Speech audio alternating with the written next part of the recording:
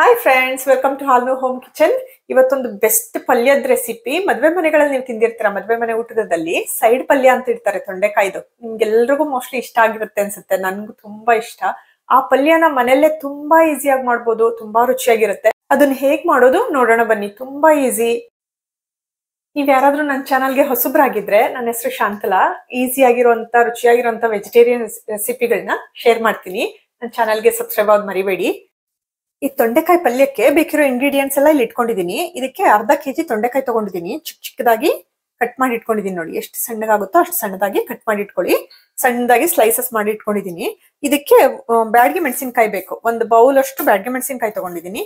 ಒಂದು ಅರ್ಧ ಬೌಲ್ ಅಷ್ಟು ತೆಂಗಿನಕಾಯಿ ತುರಿ, ಫ್ರೆಶ್ ತೆಂಗಿನಕಾಯಿ ತುರಿ ಆದ್ರೂ ಆಯ್ತು, ಇಲ್ಲ ಕೊಬ್ಬರಿ ಇದ್ರೆ ಕೊಬ್ಬರಿ ಆದ್ರೂ ಆಗತ್ತೆ, ಚೆನ್ನಾಗಿರುತ್ತೆ. ಕರ್ಬೇವಿನ ಸೊಪ್ಪು ಬೇಕು ಸ್ವಲ್ಪ ಫ್ರೆಶ್. ಮತ್ತೆ ಗೋಡಂಬಿ, ಒಂದು ಟೇಬಲ್ ಸ್ಪೂನ್ ಅಷ್ಟು ಗೋಡಂಬಿ, ಸ್ವಲ್ಪ ಬೆಲ್ಲ, ಒಂದು 4-5 ಅಥವಾ ಒಂದು 5-6. ಇದು ಖಾರ ಕಮ್ಮಿ ಇದೆ, ಒಂದು 5-6 ಹಾಕ್ತಿದ್ದೀನಿ. 4 ಹಾಕಿದ್ರೆ ಸಾಕು. ಹಸಿರು ಮೆಣಸಿನಕಾಯಿ, ಮತ್ತೆ ಮೆಂತ್ಯ, ಉದ್ದಿನ ಬೇಳೆ, ಕಡಲೆಬೇಳೆ, ಸಾಸಿವೆ, ಜೀರಿಗೆ, ಮತ್ತೆ ಇಂಗು ಬೇಕು, ಸ್ವಲ್ಪ ಇಂಗು. ಹುಣಸೆ ಹುಳಿ, ಹುಣಸೆ ಹಣ್ಣು ನೆನ್ಸಿಟ್ಟಿದ್ದೀನಿ ಫ್ರೆಶ್, ಅದನ್ನ ತೆಗೆದ್ಬಿಟ್ಟು ರಸ ತಕ್ಕೋತೀನಿ. ಅರಿಶಿನ, ಉಪ್ಪು ರುಚಿಗೆ ಇಷ್ಟ ಬೇಕಿರೋದು. ಇದನ್ನ ಮೊದಲು ತೊಂಡೆಕಾಯಿನ ಬೇಯಕ್ ಇಟ್ಬಿಡೋಣ.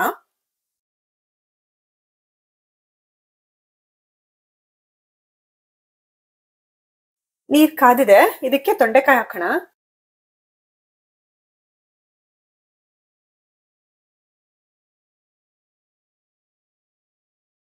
ತೊಂಡೆಕಾಯಿ ಬೇಯಿಸೋಕ್ಕೂ ಅದಕ್ಕೊಂದ್ ಸ್ವಲ್ಪ ಮಸಾಲಾ ಹಾಕ್ಬೇಕು. ಬೇಯೋಕೆ ತುಂಬಾ ಟೇಸ್ಟ್, ಫ್ಲೇವರ್ ಚೆನ್ನಾಗಿರುತ್ತೆ ಅಂತ. 1-2 ಟೇಬಲ್ ಸ್ಪೂನ್ ಅಷ್ಟು ಹುಣಸೆ ರಸ, ಮತ್ತೆ 1/4 ಚಮಚ ಅರಿಶಿನ, 1 ಟೀ ಸ್ಪೂನ್ ಅಷ್ಟು ಉಪ್ಪು, ಮತ್ತೆ ಒಂಚೂರು ಬೆಲ್ಲ, 1 ಇಂಚ್ ಅಷ್ಟು ಸೈಜ್ದು ಚಿಕ್ಕದು 1-2 ಪೀಸ್ ಹಾಕ್ತಿದ್ದೀನಿ. ಇದನ್ನೆಲ್ಲ ಹಾಕಿ ಬೇಯಿಸೋದ್ರಿಂದ ತೊಂಡೆಕಾಯಿ ಫ್ಲೇವರ್ ತುಂಬಾ ಚೆನ್ನಾಗಿರುತ್ತೆ.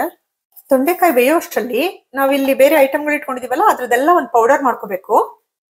ಇದಕ್ಕೆ ತೆಂಗಿನಕಾಯಿ, ಹಸಿರು ಮೆಣಸಿನಕಾಯಿ ಇಟ್ಕೊಂಡಿದ್ವಲ್ಲ ಅದನ್ನ ಹಾಕೋಬೇಕು. 1/4 ಟೀ ಸ್ಪೂನ್ ಅಷ್ಟು ಮೆಂತ್ಯ, 1/4 ಟೀ ಸ್ಪೂನ್ ಅಷ್ಟು ಸಾಸಿವೆ, 1/2 ಟೀ ಸ್ಪೂನ್ ಅಷ್ಟು ಜೀರಿಗೆ, ಮತ್ತೆ ಫ್ರೆಶ್ ಕರಿಬೇವು ಇಟ್ಕೊಂಡಿದ್ವಲ್ಲ, ಕರಿಬೇವಿನ ಸೊಪ್ಪು ಅದು, ಸ್ವಲ್ಪ ಬೆಲ್ಲ ಇಟ್ಕೊಂಡಿದ್ವಲ್ಲ ಅದನ್ನ ಇದಕ್ಕೂ ಹಾಕ್ಬೇಕು ರುಬ್ಬಕ್ಕೆ, ಸ್ವಲ್ಪ ಇಂಗು, ಮತ್ತೆ ಈ ಬ್ಯಾಡ್ಗೆ ಮೆಣಸಿನಕಾಯಿ ಇಟ್ಕೊಂಡಿದ್ವಲ್ಲ ಅವನ್ನ ಹಾಕಿ ಇದನ್ನೆಲ್ಲ ಗಟ್ಟಿ ಚಟ್ನಿ ತರ ಅಥವಾ ಪೇಸ್ಟ್ ಪೌಡರ್ ತರ ಮಾಡ್ಕೋಬೇಕು. ಈ ತರ ರುಬ್ಕೋಬೇಕು. ತುಂಬಾ ನುಣ್ಣಗಲ್ಲ, ಸ್ವಲ್ಪ ತರಿಯಾಗಿ ರುಬ್ಕೋಬೇಕು. ತುಂಬಾ ಚೆನ್ನಾಗಿರುತ್ತೆ ಟೇಸ್ಟ್.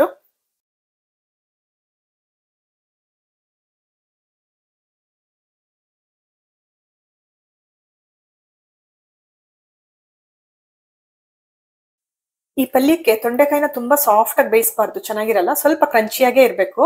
ಸೊ ಇಲ್ಲೊಂದು ಸ್ವಲ್ಪ ಸಾಫ್ಟ್ ಆಗಿದೆ, ಅವಾಗ ಗೋಡಂಬಿ ಹಾಕಿ ಇನ್ನೊಂದು 5 ನಿಮಿಷ ಕುದಿಸೋಣ, ಸ್ವಲ್ಪ ಬೆಂದ್ಕೊಳ್ಳೋದು ಚೆನ್ನಾಗಿ. ತೊಂಡೆಕಾಯಿ ಬೇಯಿಸಿದಾಯ್ತು, ಸಾಕು, ತೆಗೆದ್ಬಿಡ್ತೀನಿ. ಇದನ್ನ ಆಫ್ ಮಾಡಿ ಎತ್ತಿಡೋಣ.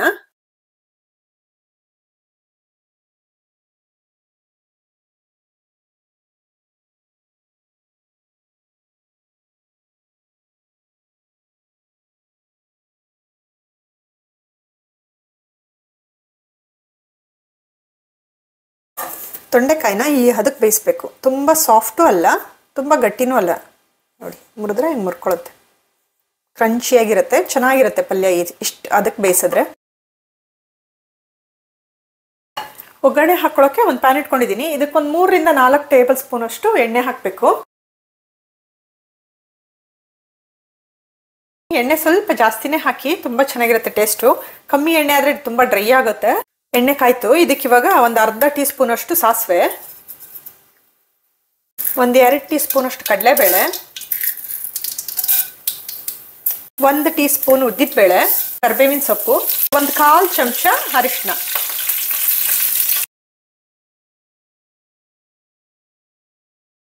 ಇದು ಹಾಕಿ ಒಂದು 5 ಸೆಕೆಂಡ್ ಕೈ ಆಡಿಸಿದ್ರೆ ಒಗ್ಗರಣೆ ಬೇಯುತ್ತೆ. ಇವಾಗ ರುಬ್ಬಿಟ್ಕೊಂಡಿದ್ವಲ್ಲ ಪೌಡರು, ಅದನ್ನ ಹಾಕಬೇಕು.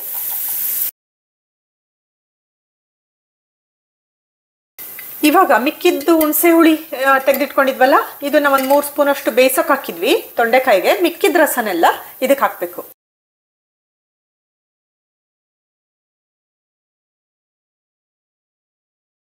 ಇದನ್ನ ಒಂದು 4-5 ನಿಮಿಷ ಮೀಡಿಯಂ ಫ್ಲೇಮಲ್ಲೇ ಇಟ್ಕೊಂಡು ಕೈ ಆಡಿಸ್ತಾ ಇರಿ. ಹುಣಸೆ ಹುಳಿ ಹಾಕಿರೋದ್ರಿಂದ ಸ್ವಲ್ಪ ತೆಳ್ಳಗಾಯ್ತಲ್ಲ ಖಾರ, ಇದು ತಿಕ್ಕಾಗ್ತಾ ಹೋಗುತ್ತೆ. ಹುಣಸೆ ಹುಳಿನೂ ಬೇಯುತ್ತೆ. ಈ ಗೊಜ್ಜು ನೋಡಿ ಡ್ರೈ ಆಗಿ ಬೆಂದಿದೆ. ಹುಣಸೆ ಹುಳಿ ಹಾಕಿದ್ಮೇಲೆ ಒಂದು 4-5 ನಿಮಿಷ ಕೈ ಆಡಿಸಿದ್ದೀವಿ. ಸೊ ಹಿಂಗೆ ಉಡಿ ಥರ ಆಗಬೇಕು. ಚೆನ್ನಾಗಿದೆ, ಟೇಸ್ಟ್ ಗಮ್ಮಂತಿದೆ, ಅರೋಮ ಕೂಡ ತುಂಬ ಚೆನ್ನಾಗಿದೆ.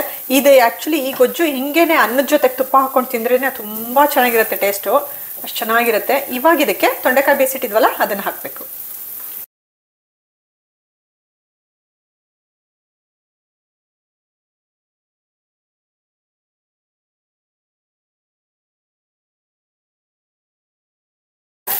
ಇವಾಗ ಉಪ್ಪು ಟೇಸ್ಟ್ ನೋಡಿ. ಉಪ್ಪು ಬೇಕಂದ್ರೆ, ಯಾಕಂದ್ರೆ ತೊಂಡೆಕಾಯಿನ ಬೇಯಿಸೋವಾಗ ಉಪ್ಪು ಹಾಕಿದೀವಲ್ಲ, ಸೊ ನೋಡ್ಕೊಂಡು ಹಾಕೊಳ್ಳಿ ಎಷ್ಟು ಬೇಕೋ ಅಷ್ಟು ಉಪ್ಪನ್ನ. ಇದು ಉಡಿ ಪಲ್ಯ ಥರ ನೋಡಿ, ಈ ಥರ ಮಾಡಿದ್ರೆ ಇದು ಉಡಿ ಪಲ್ಯ ಥರ ಅನ್ನದ ಜೊತೆ, ಅನ್ನ ಸಾರು ಜೊತೆಗೆ ನೆಂಚ್ಕೊಳಕ್ಕೆ ತುಂಬ ಚೆನ್ನಾಗಿರುತ್ತೆ. ಇದನ್ನ ಸ್ವಲ್ಪ ನೀರು ಹಾಕಿ, ನಾವೇನಾದ್ರು ಚಪಾತಿ, ರೊಟ್ಟಿ, ದೋಸೆಗೂ ಈ ಪಲ್ಯ ತುಂಬ ಚೆನ್ನಾಗಿರುತ್ತೆ. ಸ್ವಲ್ಪ ನೀರು ಹಾಕಿದ್ರೆ ಇವಾಗ ಒಂದು ಅರ್ಧ ಕಪ್ ಅಷ್ಟು, ಸ್ವಲ್ಪ ಗ್ರೇವಿ, ಸ್ವಲ್ಪ ಸಾಫ್ಟ್ ಆಗುತ್ತೆ, ಪಲ್ಯ ಥರ ಚೆನ್ನಾಗಿರುತ್ತೆ. ಇಷ್ಟೇ ನೋಡಿ, ಪಲ್ಯ ರೆಡಿ ಆಯಿತು. ತುಂಬ ರುಚಿಯಾಗಿರುತ್ತೆ. ಅನ್ನ ಸಾಂಬಾರು ಜೊತೆಗಂತೂ ಬೆಸ್ಟಾಗಿರುತ್ತೆ ಸೈಡ್ ಪಲ್ಯ. ಚಪಾತಿ, ದೋಸೆ, ರೊಟ್ಟಿ ಎಲ್ಲದಕ್ಕೂ ಚೆನ್ನಾಗಿರುತ್ತೆ. ಸ್ವಲ್ಪ ತೆಳ್ಳಗೆ ಮಾಡಿಕೊಂಡ್ರೆ ಅನ್ನ ಸಾಂಬಾರಿಗೆ ಸೈಡ್ ಪಲ್ಯ ಥರ ನೀವು ಮಾಡ್ಕೊತಿದ್ರೆ ಇಷ್ಟೇ. ಇನ್ನೊಂದು ನಿಮಿಷ ಕೈ ಆಡಿಸ್ಬಿಟ್ಟು ಆಫ್ ಮಾಡಿ ಎತ್ತಿಟ್ಕೊಳ್ಳಿ. ನಾನಿವತ್ತು ಚಪಾತಿಗೆ ಇದನ್ನು ಮಾಡ್ತಾ ಇದ್ದೀನಿ. ಸೊ ನಾನೇನು ಮಾಡ್ತೀನಿ, ಇದಕ್ಕೊಂದು ಸ್ವಲ್ಪ ನೀರು ಹಾಕ್ತಿದ್ದೀನಿ. ಇಲ್ಲಿ ಇದನ್ನು ಬೇಯಿಸಿಟ್ಕೊಂಡಿದ್ವಲ್ಲ ತೊಂಡೆಕಾಯ್ದು, ಅದ್ರ ನೀರಿತ್ತಲ್ಲ ಅದನ್ನೇ ಒಂದು ಸ್ವಲ್ಪನೇ ಅರ್ಧ ಕಪ್ಪಷ್ಟು ಹಾಕ್ತಿದ್ದೀನಿ.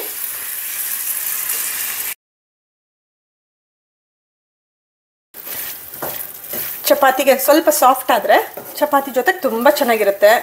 ಸ್ಮೆಲ್ ಮಾತ್ರ ತುಂಬ ಚೆನ್ನಾಗಿದೆ, ಕಿಚನ್ ಎಲ್ಲ ಒಳ್ಳೆ ಅರೋಮ. ತೊಂಡೆಕಾಯಿ ಪಲ್ಯ ರೆಡಿ ಆಯಿತು. ನೀವು ಮನೇಲಿ ಮಾಡಿ ನೋಡಿ. ಇಷ್ಟ ಆದರೆ ಕಾಮೆಂಟ್ ಮಾಡಿ ಹೇಳಿ. ಥ್ಯಾಂಕ್ ಯು ಸೋ ಮಚ್ ಈ ವಿಡಿಯೋ ನೋಡಿಕೆ ಗೈಸ್. ಮುಂದಿನ ವಿಡಿಯೋಲಿ ಸಿಗೋಣ. ಟೇಕ್ ಕೇರ್, ಬಾಯ್.